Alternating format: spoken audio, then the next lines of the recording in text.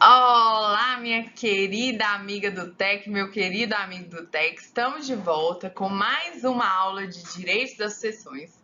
E a aula de hoje é importantíssima. Vamos falar das formas ordinárias de testar, as formas ordinárias de testamento. Maria Clara é teísta em formas ordinárias? E se é uma forma ordinária, existe outra forma, uma extraordinária, por exemplo? Existe sim. Hoje nós vamos tratar do testamento público. É o testamento mais importante, o mais seguro, o mais cobrado em prova.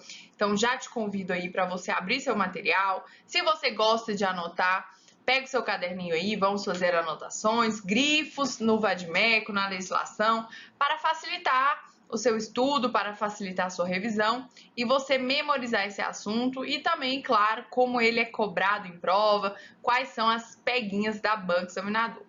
Então, vamos lá. Primeira coisa, a gente falou que a gente vai estudar hoje, nessa aula aqui agora, é o testamento, uma forma de testar ordinária. Existem duas. Quais são, Maria Clara? Olha só, aqui comigo nessa tabelinha. Então, existem duas espécies. Testamentos ordinários, você também pode ver com esse nome aqui, comuns ou vulgares. Testamento ordinários, comuns ou vulgares, é tudo sinônimo. Testamento ordinário, comum ou vulgar. Ou testamentos especiais ou também extraordinários. Muito importante. Por quê? Quais são os ordinários? São aqueles elaborados em condições normais, isto é, sem qualquer situação que possa implicar vício na vontade. São 3 as espécies de testamento ordinário. Nós vamos ver hoje o primeiro, que é o testamento público. Então, quais são os testamentos ordinários? Testamento público, o testamento cerrado, também tem o nome de místico, e o testamento particular, que também tem o nome de hológrafo. Muito importante. Maria Clara, desses aqui, qual mais é cobrado em prova? Qual que eu tenho que dar uma atenção maior? Sem dúvida, é esse aqui, testamento público, que é inclusive o da aula de hoje. Testamento público é o testamento que é mais feito na prática, é o testamento mais cobrado em prova e arrisco dizer também, com convicção, que é o testamento mais seguro hoje que a gente tem no Brasil, é o testamento público, é o testamento que nós vamos aprender hoje nessa aula. Então, se te perguntar, candidato, quais são os testamentos comuns, ou então vulgares, ou então ordinário? Testamento público, testamento cerrado e testamento particular. Em contrapartida, por outro lado, a gente tem os testamentos especiais ou extraordinários, como o próprio nome sugere, meus amigos. São aqueles elaborados em situações de anormalidade. Muito difícil acontecer na prática um testamento extraordinário, mas pode acontecer, o direito está aqui para isso, para tutelar todas as situações que podem vir a surgir. Quais são as espécies de testamento extraordinário? Primeiro, é o testamento marítimo. Segundo, testamento aeronáutico. E, por fim, o testamento militar. Marítimo, aeronáutico e militar. Vamos estudar também, claro, esses testamentos em outra oportunidade. Nessa aula de hoje, vamos estudar o testamento ordinário, testamento público, mais importante de todos. Fica aqui comigo, que eu tenho certeza que você vai sair pronto e pronta para qualquer prova de concurso público. Então, vamos lá. Formas ordinárias de testamento, vimos que é o testamento público, testamento cerrado e o testamento particular. Vamos começar agora, sem mais delongas, testamento público. Olha só, antes da gente iniciar, claro, já veja a importância desses slides anterior, que é saber as modalidades de testamento ordinário e extraordinário. Olha só como foi cobrada uma questãozinha aqui da FCC Promotor de Justiça. As modalidades ordinárias de testamento previstas em nosso ordenamento jurídico são ou seja, a questão aqui que é as modalidades ordinárias, não é extraordinária não. Quais que são as ordinárias? Nós acabamos de ver. Letra A, Testamento particular e público? Opa, tá faltando um aqui. Será qual que é? Letra B. Testamento ordinário, particular e público? Não, olha só. Testamento ordinário não é uma modalidade dentro da ordinária. É o próprio gênero de qual são espécies, os três que a gente acabou de estudar. Quais são eles? Testamento particular, testamento público e, por fim, testamento cerrado, gabarito, letra C. Letra D, testamento eletrônico, público particular, errado. Por fim, letra E, testamento conjuntivo, místico e eletrônico, errado. Nosso gabarito, letra C. Antes, claro, de adentrarmos efetivamente ao estudo do testamento público, vamos fazer uma breve revisãozinha do que é testamento, para a gente compreender melhor esse assunto. Então, vamos lá. Testamento. Qual a natureza jurídica do testamento? É um contrato? É um negócio jurídico? Testamento é um negócio jurídico. Muito cuidado. Pegadinha clássica de prova é afirmar que testamento é um contrato. Não é. Testamento é um negócio jurídico. Que tipo de negócio jurídico é, Maria Clara? Unilateral. Por que o testamento é unilateral? Porque ele somente traz obrigações para quem elabora aquele testamento. É o testador que vai destinar o seu patrimônio para quem ele quiser, de acordo com a lei, claro. Por isso que é um negócio jurídico unilateral. Outra característica do testamento, ele é solene. Por que é solene, Maria Clara? Ele deve obedecer às formalidades previstas na lei. Tem uma formalidade expressa, não pode ser de qualquer forma. A forma não é livre no caso do testamento. Ele é solene. Ele é personalíssimo, porque só o testador pode elaborar aquele ato, ele sozinho. Não pode instituir um procurador para fazer o testamento por ele. Não. O testamento é um ato personalíssimo, a pessoa deve fazer ela mesma. Não posso instituir um procurador para fazer um testamento em meu nome. Ele é revogável a qualquer tempo. A gente viu, existem exceções, por exemplo, reconhecimento de filho não é revogável, mas em regra o testamento é revogável a qualquer tempo. Ele é por meio do qual? Qual a finalidade do testador? O testador, observada a legislação vigente, ele vai determinar quem irá ficar com seu patrimônio depois que vier a falecer, podendo ainda prever outras regras de caráter não patrimonial. A gente viu, posso reconhecer um filho por meio de um testamento. Feita essa breve revisão, vamos adentrar agora ao que interessa. Testamento público, amigos. Testamento público, o mais importante, o mais recorrente e o mais seguro. Afinal, o que é um testamento público? Ele é elaborado por quem? Testamento público, como o próprio nome sugere, é público.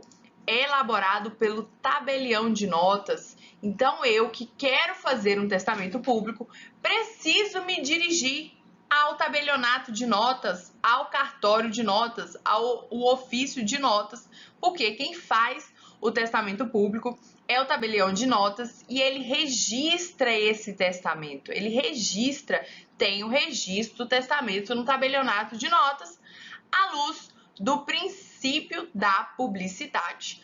Ah, Maria Clara, então você está me falando aqui que vigora o princípio da publicidade no testamento público, é isso?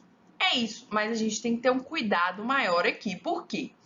Você não pode ir lá, se dirigir a um tabelionato de notas e pedir uma certidão de um testamento público de uma pessoa que está viva. Não pode.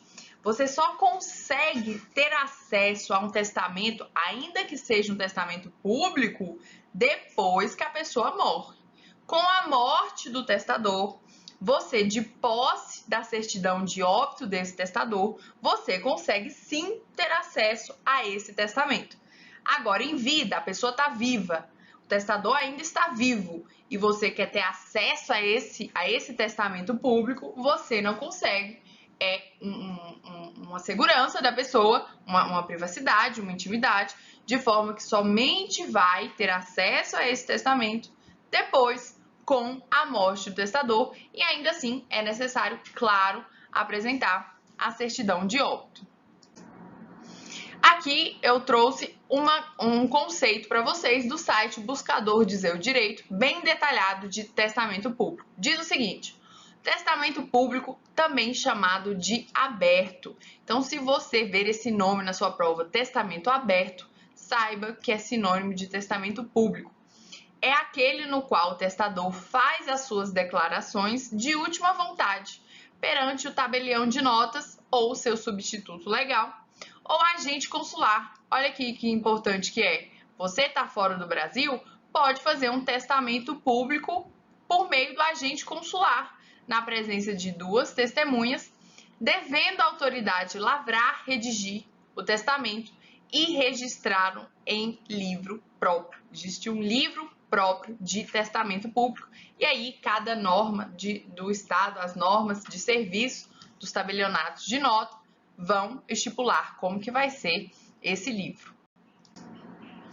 Quais são os requisitos desse testamento público? A gente viu que é característica de todo testamento ele ser um ato solene, ou seja, ele deve obedecer os requisitos previstos na lei. Isso aí é claro, todos os testamentos, não só o testamento público deve obedecer os requisitos previstos na lei, como todos.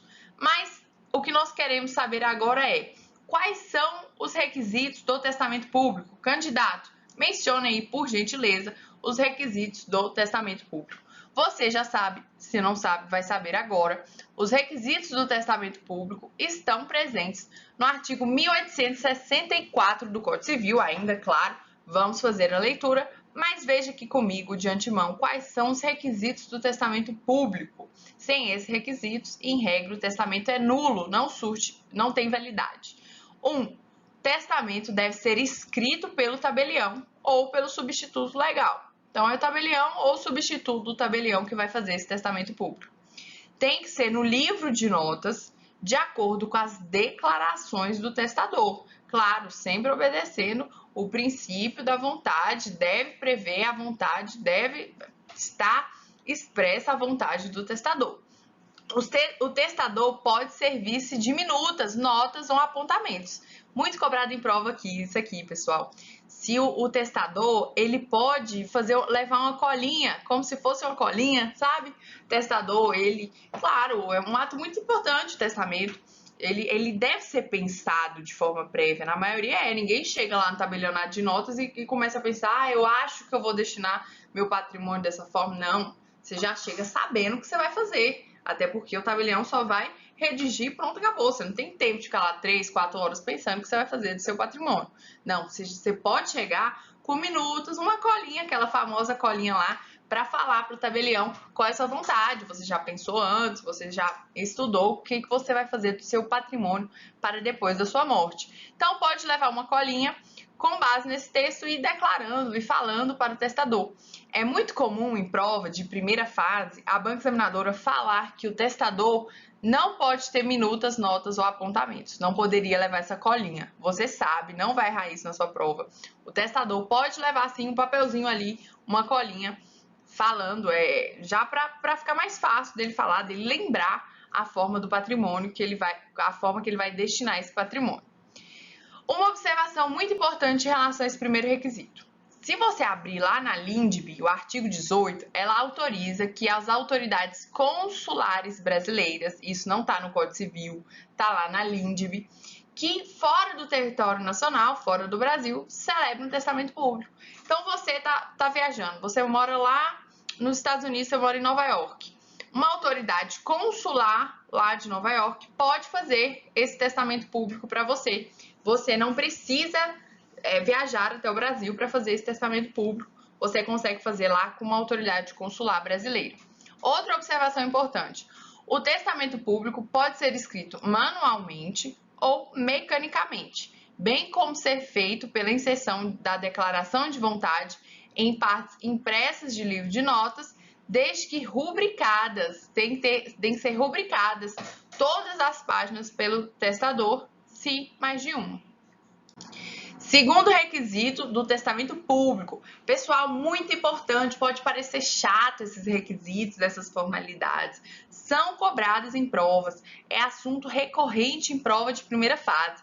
tem que saber os requisitos do testamento público, tem que saber um por um, é cobrado em prova, é muito importante na prática, muda muito. Imagina uma pessoa aí, milionária, bilionária, faz um testamento com uma destinação da forma que ela quer, e aí esse testamento ele pode perder a sua validade, pode ser declarado nulo de pleno direito, porque não foi observada alguma formalidade prevista em lei. Então você, advogado, você, concurseiro, deve estar atento sim a todas essas formalidades do testamento público. Vamos lá, segunda formalidade. Depois que o tabelião terminar de lavrar, que ele terminou de escrever, então o tabelião escreveu o instrumento, escreveu o testamento. O que deve ser feito? A pessoa foi lá, o testador falou da forma que ele quer certinho, o tabelião escreveu tudo direitinho. Vou destinar a fazenda tal para João, vou destinar o imóvel tal para Maria.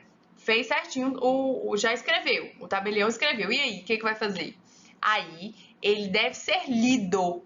O testamento deve ser lido em voz alta pelo tabelião para o testador. Então, o tabelião, ele mesmo lê lá para o testador e para duas testemunhas a um só tempo.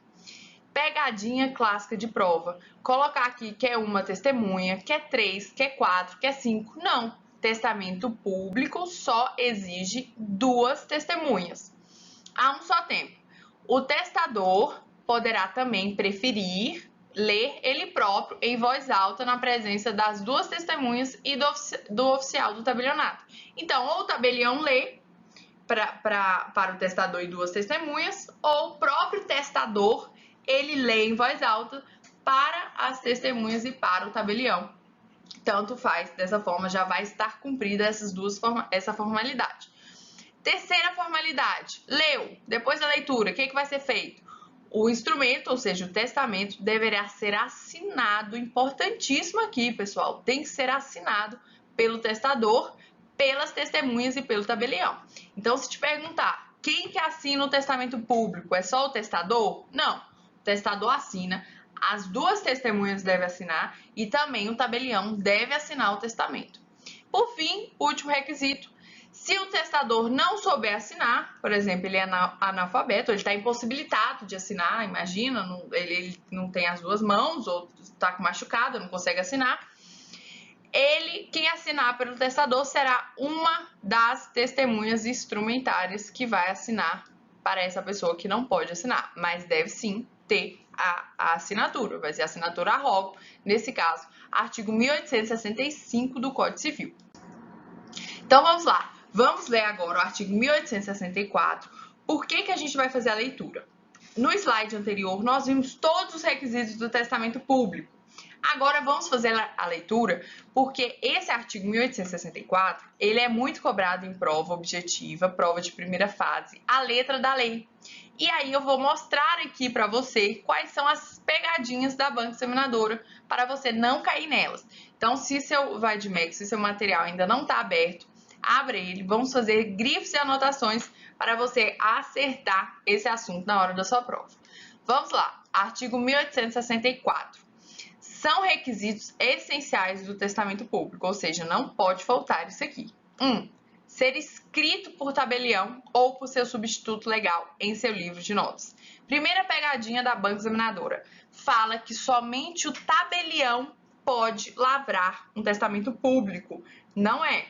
Tanto o tabelião quanto o substituto do tabelião podem lavrar, podem redigir o testamento público, de acordo com as declarações do testador, podendo este servir-se de minutas, notas ou apontamentos. Ou seja, o testador pode sim levar a famosa colinha para ele lembrar do que ele vai fazer com o patrimônio dele. Pode levar uma minuta, um apontamento, um papelzinho, uma colinha escrito o que ele quer fazer com o bem dele para depois de sua morte. Pegadinha clássica de banca examinadora, afirmar que o testador não pode levar uma minuta, está errado. 2. Lavrado o instrumento deve ser lido em voz alta pelo tabelião, testador e duas testemunhas. Pegadinha clássica, mudar a quantidade de testemunhas, colocar 3, 4, 5, testamento público, só duas testemunhas, a um só tempo, ou também o testador pode ler, se ele quiser, na presença das testemunhas e do oficial. Por fim, ser o instrumento em seguida à leitura assinado pelo testador, pelas testemunhas e pelo tabelião. Todo mundo deve assinar o instrumento, o testamento. Parágrafo único. O testamento público pode ser escrito manualmente ou mecanicamente, bem como ser feito pela inserção da declaração de vontade em partes impressas de livros de notas, desde que rubricadas todas as páginas pelo testador, se mais de uma.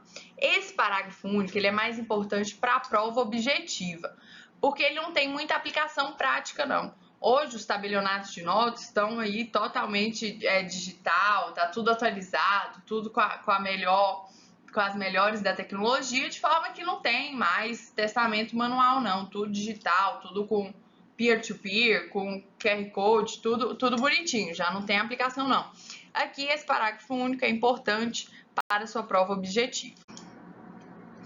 A pergunta que fica e não quer calar é a seguinte: nós vimos que é uma característica do testamento ele ser um ato solene, ou seja, ele deve sim obedecer à forma prevista em lei. Inclusive, um dos negócios jurídicos que mais é solene no ordenamento jurídico brasileiro é o testamento. É um dos atos mais formais que a gente tem, é o testamento. O direito brasileiro, o ordenamento jurídico conferiu, ele preocupou muito com essa formalidade do testamento, porque é claro, o testamento a pessoa faz em vida, né? O testador ele faz testamento quando ele está vivo, mas ele é um instrumento para valer só depois da morte da pessoa. Então, como ele é um instrumento para valer depois da morte da pessoa, não tem como eu tirar dúvida com ela mais. Como é que eu vou tirar dúvida? A pessoa já morreu.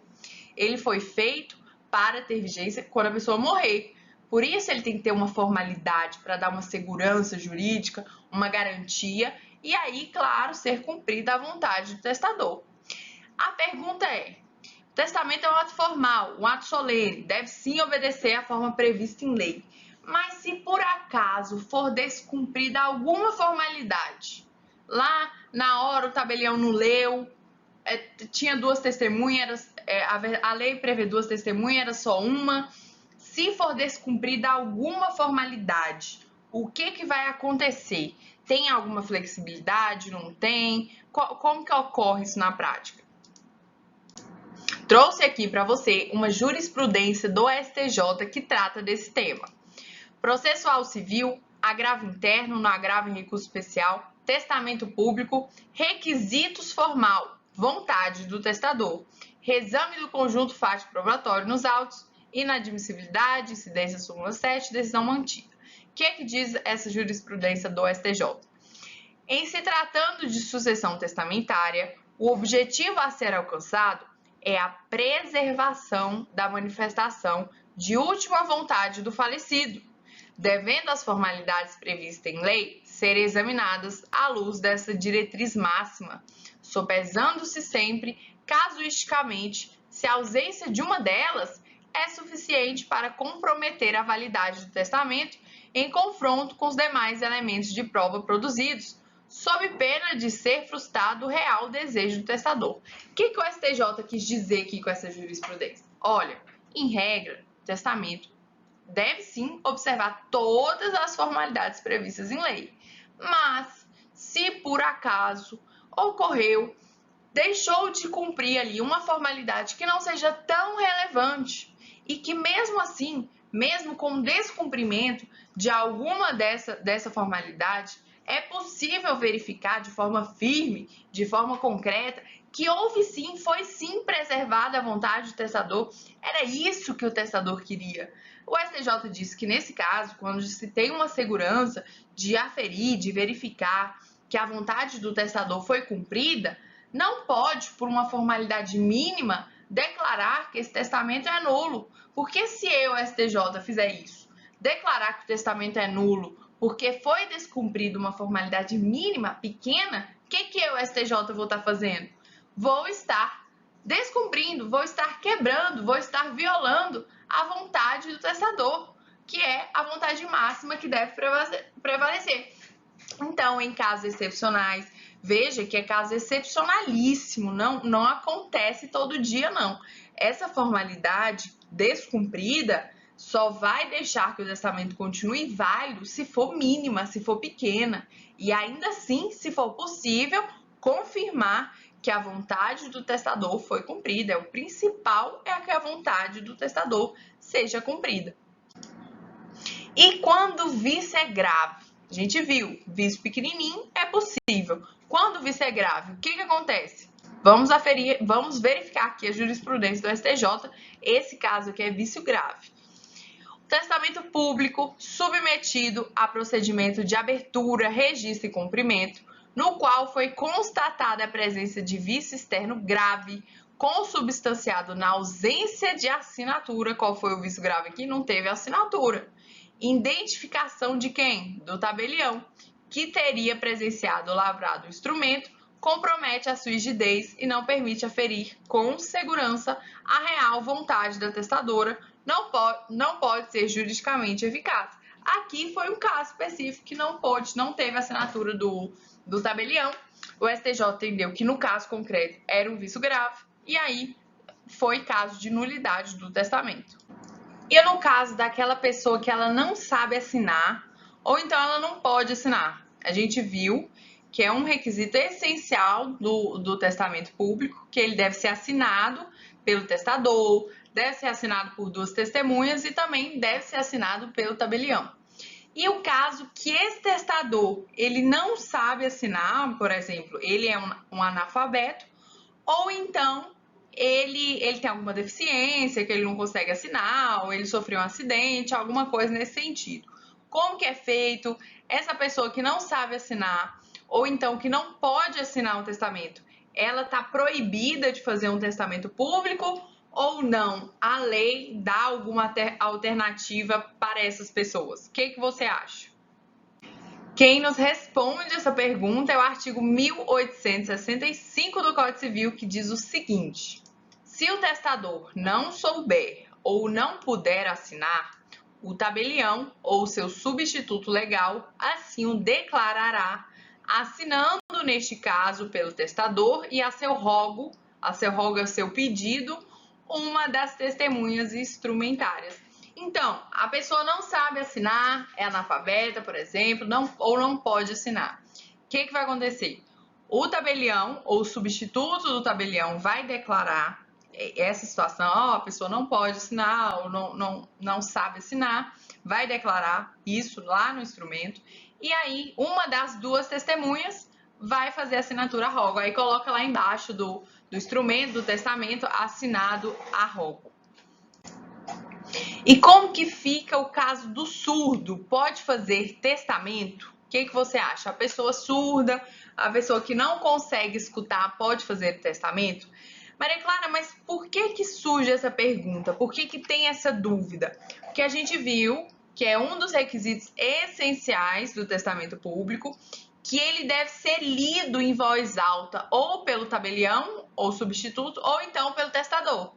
Então, se ele deve ser lido em voz alta, alguém tem que escutar, né? O testador deve escutar, porque se ele é lido em voz alta é para que alguém escute, para que o testador escute e confirme se aquilo está de acordo.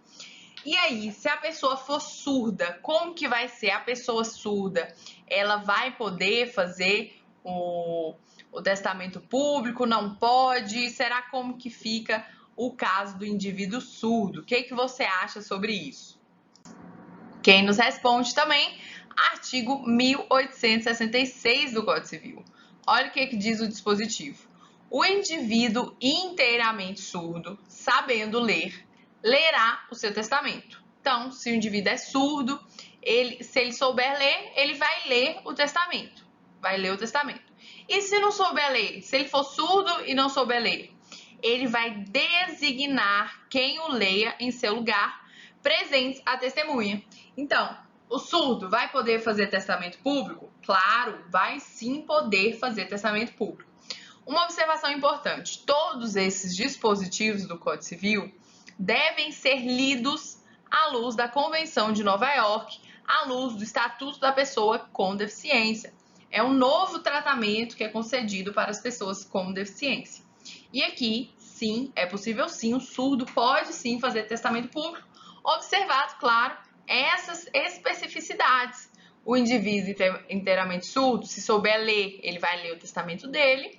E se ele não souber ler, ele vai designar quem o lê em seu lugar, claro, presentes as testemunhas. Muito importante, não confunda o caso do surdo, que é isso que nós vimos, a pessoa surda pode fazer o testamento público. Se ela não souber ler, se ela souber ler, ela vai ler, se não souber, vai designar uma testemunha. Agora, não confunda com o caso do cego. O cego tem um tratamento especial que também dispõe o Código Civil. Vamos verificar. Artigo 1867 trata do testamento do cego. Esse artigo é bastante cobrado em prova, então presta atenção. Olha, ao cego só é permitido o testamento público, que lhe será lido em voz alta 2 vezes, uma pelo tabelião ou por seu substituto legal e a outra por uma das testemunhas designada pelo testador, fazendo-se de tudo circunstanciada menção no testamento. Esse artigo ele é muito criticado pela doutrina. Por quê? Porque impõe que o cego faça o testamento público. O artigo 1867 fala que o cego só pode fazer testamento público. E aí vem aquela toda ressignificação do incapaz que eu falei para vocês, que deve ser lido à luz da Convenção de Nova York, do Estatuto da Pessoa com Deficiência, mas é o que prevê o Código Civil. Então, a pessoa cega, ela só pode fazer testamento público. Isso é muito cobrado em prova, principalmente de primeira fase. Então, cego, só testamento público. Não pode fazer testamento particular, não pode fazer testamento cerrado. O cego só pode fazer testamento público.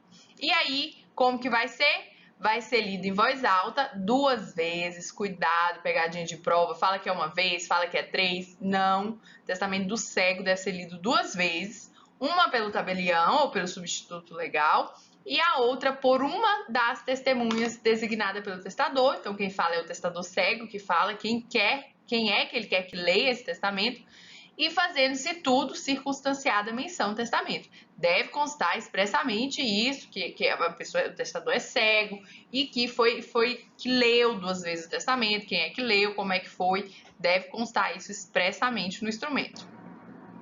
Então, vamos lá, para fixar, memorizar quais são esses requisitos adicionais do testamento público do cego.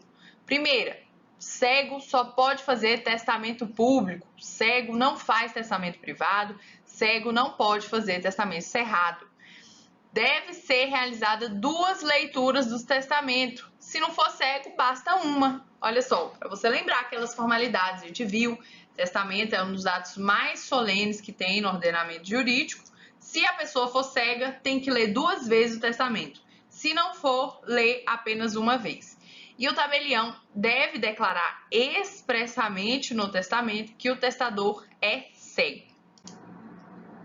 E agora, será que essas exigências do testamento, esse ato solene que é por essência, por característica do testamento, essas exigências do testamento podem ser flexibilizadas? Temos um exemplo concreto aqui do STJ que flexibilizou sim uma exigência do testamento. Em um caso concreto, indivíduo cego procurou o tabelionato de notas para fazer um testamento público. O testamento foi produzido no cartório pelo tabelião. Ocorre que houve apenas uma leitura em voz alta pelo tabelião na presença do testador e de 2 testemunhas. A gente viu isso, que no testamento do cego deve ter 2 leituras, não é só uma não. Nesse caso concreto só houve uma leitura. E aí, o que vai acontecer? Além disso, não houve expressa menção no corpo do documento da condição de cego testador. A gente viu que o Código Civil exige que tenha essa menção. Apesar disso, o STJ entendeu que não houve nulidade. O descumprimento de exigência legal para a confecção de testamento público, segundo a leitura, expressa menção no corpo do documento de condição de cego, não gera a sua nulidade se mantida a rigidez da manifestação de vontade do testador. Então, o STJ ele flexibilizou esses requisitos da dupla leitura e também de expressa menção da condição de cego do testador, porque, no entender do STJ, ficou mantida, nesse caso, a rigidez da manifestação de vontade do testador. Ou seja, o testador tinha aquela vontade e pelo princípio da vontade do testador, não foi caso de nulidade, segundo o entendimento do STJ, nesse caso aqui concreto. Será por que o STJ entendeu dessa forma? É muito importante, quando a gente está estudando uma jurisprudência para concurso público, não entender só a tese, o que foi decidido, mas o porquê foi decidido, como foi decidido, por que aquilo foi decidido. Maria Clara, por que é importante eu entender os fundamentos da decisão do STJ?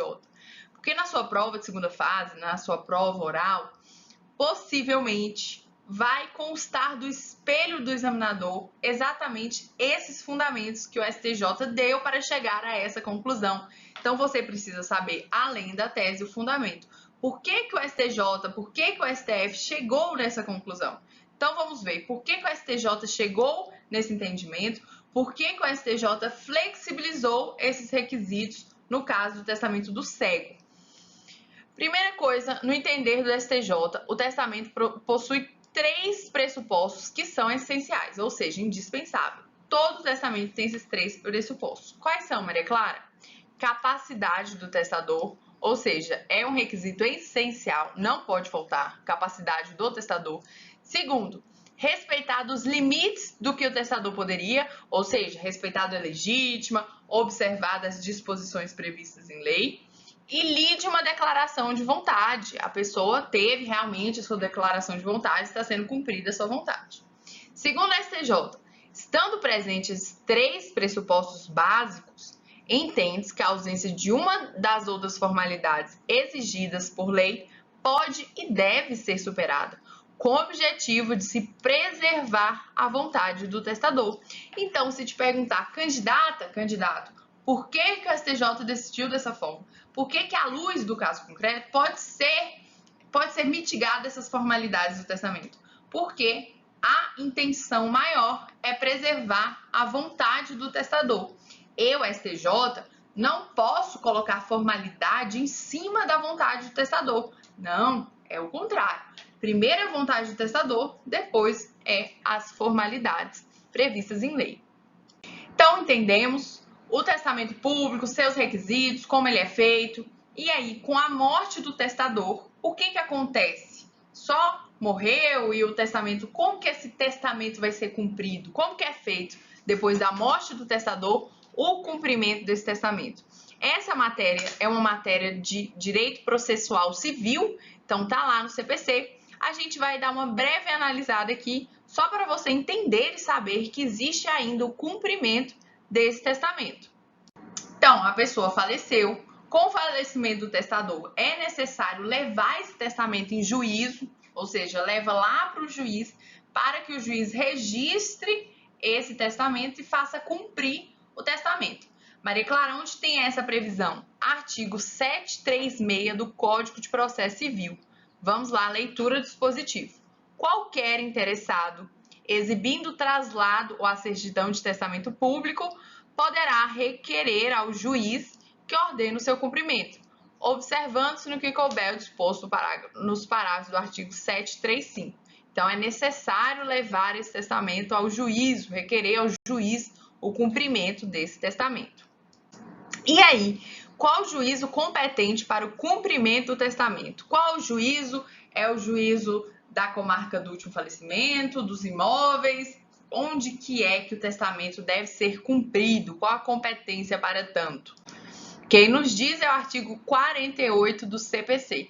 O foro de domicílio do autor da herança no Brasil é o competente para o inventário, a partilha, a arrecadação, o cumprimento de disposições de última vontade, ou seja, o testamento, a impugnação ou anulação de partilha extrajudicial e para todas as ações em que o espólio for réu, ainda que o óbito tenha ocorrido no estrangeiro.